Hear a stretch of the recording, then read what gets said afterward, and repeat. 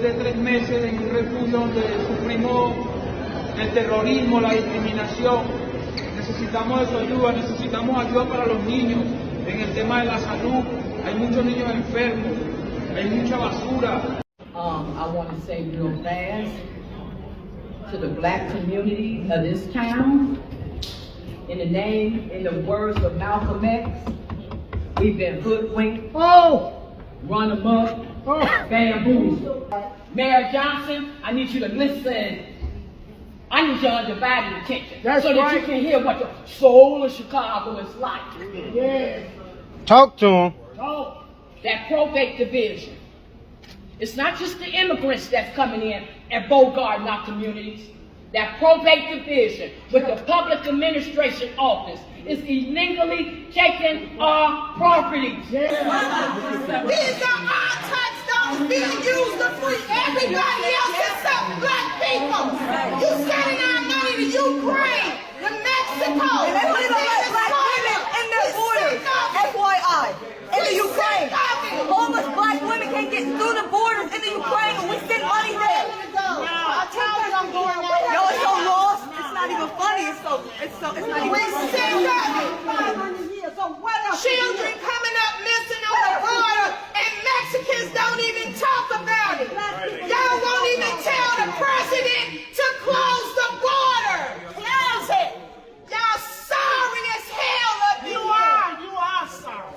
All right, guys, so what you just seen there was Chicago residents pushing back against woke Mayor Brandon Johnson when it comes to the migrant plan that he has that includes putting migrants in black people's neighborhood, okay? And a lot of black people are upset with Brandon Johnson despite overwhelmingly voting for him, okay? I think that a lot of these black people were probably the reason why Brandon Johnson actually became mayor of Chicago, okay? But now they're saying that they feel hoodwinked, they feel led astray, they feel run amok because they're realizing something that conservatives have been telling people for a long time, that the Democrats are lying when it comes to illegal immigration, right? Illegal immigration is not good, okay? Just accepting any and everybody into your country is not good, and then these people commit crimes, okay? They're not a net positive, they are a net negative, right? But,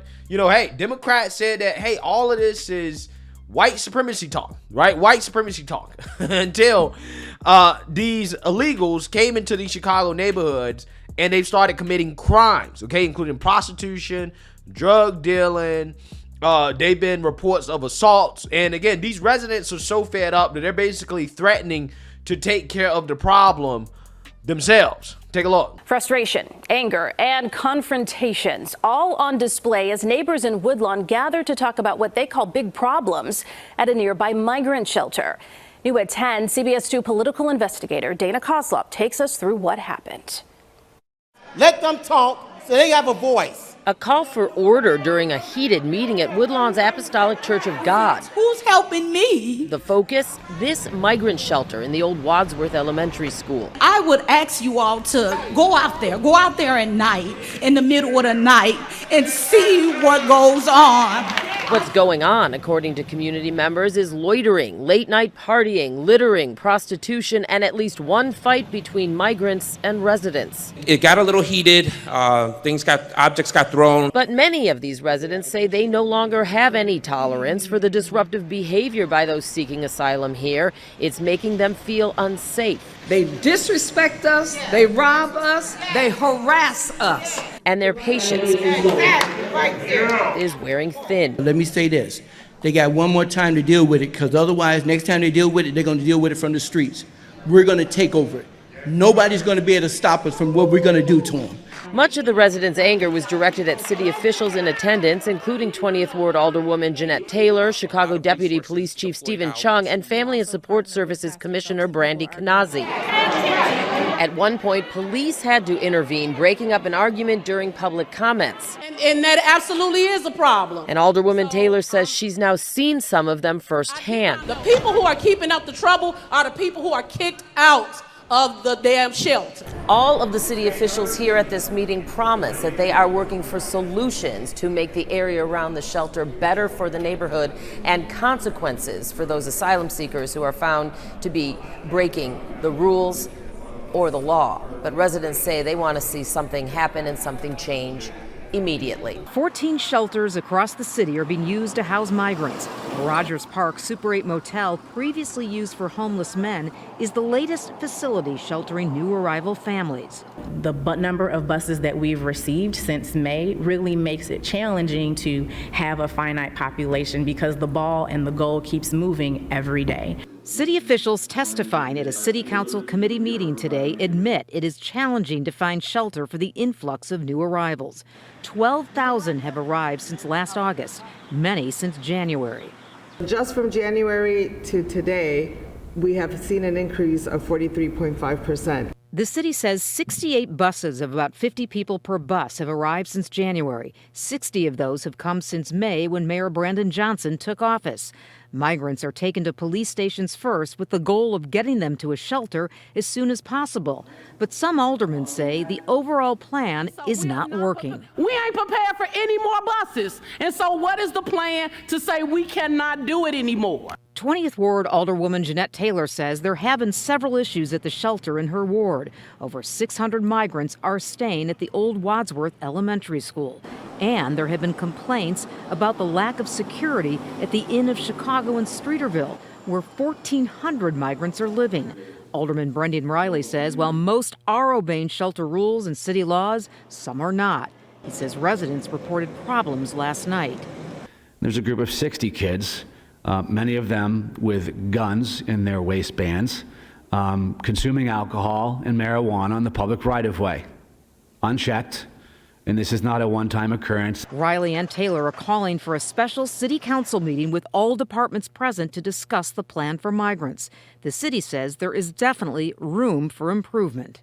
We haven't done enough bridge building between the local residents and the people staying in our shelters. And this is, I think, a very significant next step. Aldermen and women are calling on Chicago's congressional delegation to step up. They say they need help pushing the Biden administration to declare the migrant crisis a federal disaster in order to receive more federal money. Yeah, so you seen that, you heard that, okay? It's just amazing to me. It's laughable, right? It's absolutely laughable that Democrats, specifically Brandon Johnson, ran on migrants coming into Chicago and taking care of them, okay? He told the black residents that this is what we're going to do. And black people lined up and voted for this man in droves, right? They voted for him, okay? And now these are the same people that are complaining the most. They're the loudest in opposition to something that conservatives have been complaining about and telling people for a long time that, hey, if you let people from another country who have not been vetted, we don't know nothing about these people. We really don't know where they're from. We don't know anything about them, okay? If you let these people into our country and you let them into our neighborhoods, there are going to be problems. There's going to be prostitution. There's going to be drug use. There's going to be crime. There's going to be issues. They said that was white supremacist talk, right? This is what Democrats said. That is white supremacist talk. I mean, literally yesterday at the hearing in Congress on the border, when Republicans talk about the negatives of illegal immigration and what is happening, they say, oh, that's white nationalism, right? White nationalism. This is what they said. But you see the result? You see the result of going along with what Democrats tell you? This is what you end up with. This is what happens when you vote based off who you believe is racist and who you don't believe is racist. And this is one of the biggest problems with black folks and voting habits. Stop voting for people based off racism, bruh. Right? Please. Because these same people screaming about the other side being racist advocate for the worst policies. Racism is not black people's biggest issue. Okay? But yet they vote like it is their biggest issue. And it's not. That's how much Democrats have brainwashed black folks. That's why I only can feel so bad for these people, even though I do feel bad for them. I legitimately do feel bad for them. But I only can really feel so bad because you knew what you were voting for. This man told you what he's for. He told you that, hey, we think that we should share resources with illegals, right? And then you want to act shocked and surprised and get mad when the man is doing exactly what he told you that he was going to do. Again, it's amazing to me, right? Because the so-called white supremacists were saying, look, this is what's going to happen if you let illegals come into this country, okay? This is what you have to deal with. But no, right? These people, I guess they didn't believe it, okay? I guess they didn't believe that fire burns. And the worst part about it is that a lot of these people, right? A lot of these people, they don't realize that the worst is yet to come. This is not the end goal, okay? Because the end goal is in the works. Chicago, right? The state Democrats are currently working to expedite work permits for these migrants while spending taxpayer money to house them, to feed them, to put them in their neighborhoods, right? To put them in black folks' neighborhoods.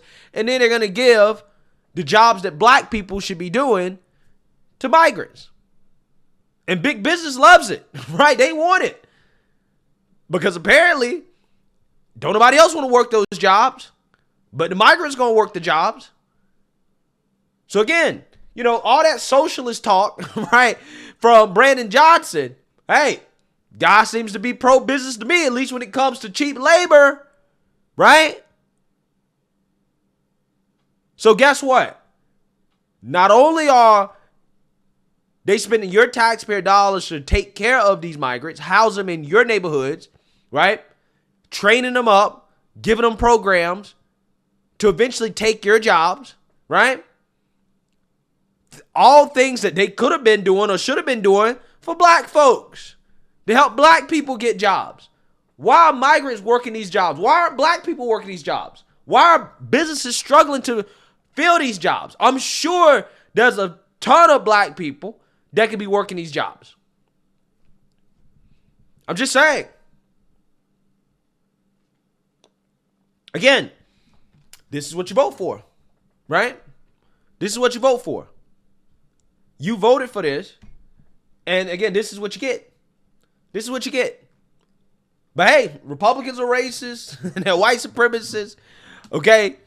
So now instead of getting white supremacy, you're getting brown supremacy. You get illegal supremacy. Okay. See how that worked out. Okay. I'm just saying. Let me know what you guys think. Make sure you like, comment, and subscribe. Most importantly, share a black conservative perspective. Peace.